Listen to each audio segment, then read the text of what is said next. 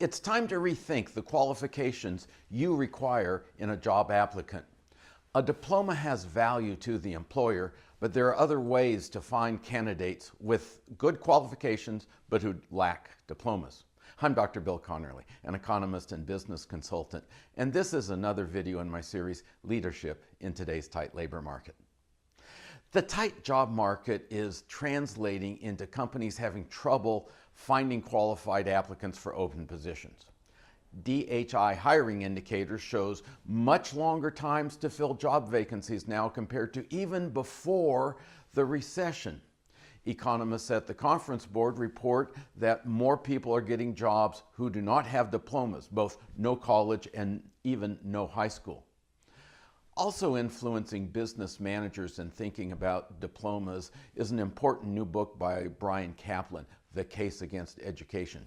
Kaplan says, while the labor market rewards good grades and fancy degrees, most of the subjects schools require simply aren't relevant on the job. Literacy and numeracy are vital, but few of us use history, poetry, higher mathematics, or foreign languages after graduation. The main reason firms reward education is because it certifies or signals brains, work ethic, and conformity. Well, I do have a fellow economist who uses his poetry skills, but that's unusual. When labor is abundant, requiring a diploma is an easy way to separate wheat from chaff. It's not a perfect way, but it is easy to administer.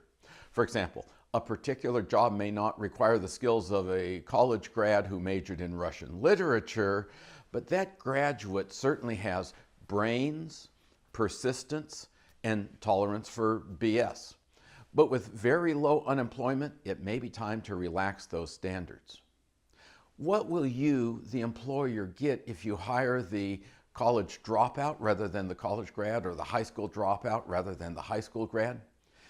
You may get less of those three signaling elements: brains, work ethic, and conformity. Here's how to work through the issues. First, brains. If the job requires pretty smart people, look for other evidence of brains. The person admitted to a top university is certainly smart even if he or she dropped out.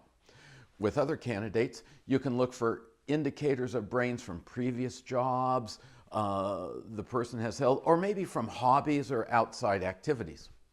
Second, persistence. Persistence is, in my opinion, the biggest difference between completion and non-completion of degrees.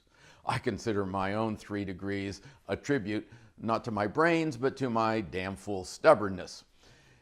In highly supervised work, you don't need to worry so much about persistence. Where people work independently, though, this is a vital attribute. Look for candidates who can demonstrate persistence, some people call it grit, another way, such as through a previous job, volunteer activity, or an outside interest. Keep in mind that many people, when they are young, are not ready to sit down and study, when they're 16, 20 years old. That's especially true of males. But with some maturity, even men buckle down and work. The third subject area is conformity. Graduate demonstrates a tolerance for following rules and putting up with BS. Schools are full of silly rules, arbitrary requirements, and process-oriented standards that serve the bureaucracy of education, but add little to the student's knowledge or skills. If your company has lots of rules, you probably need the signaling that comes from the diploma. When I'm in the hospital, I want a nurse who follows the rules. And I've toured factories that use dangerous chemicals. Those are good places for rules followers. But I've also seen businesses that keep rules long after the rules have lost their reason for existence, or they're there for trivial bookkeeping convenience. If this is your company, first go into full Trump mode and cut 28 regulations for every new one issued. And if you can't really cut 22 regulations, just say you did to make the point.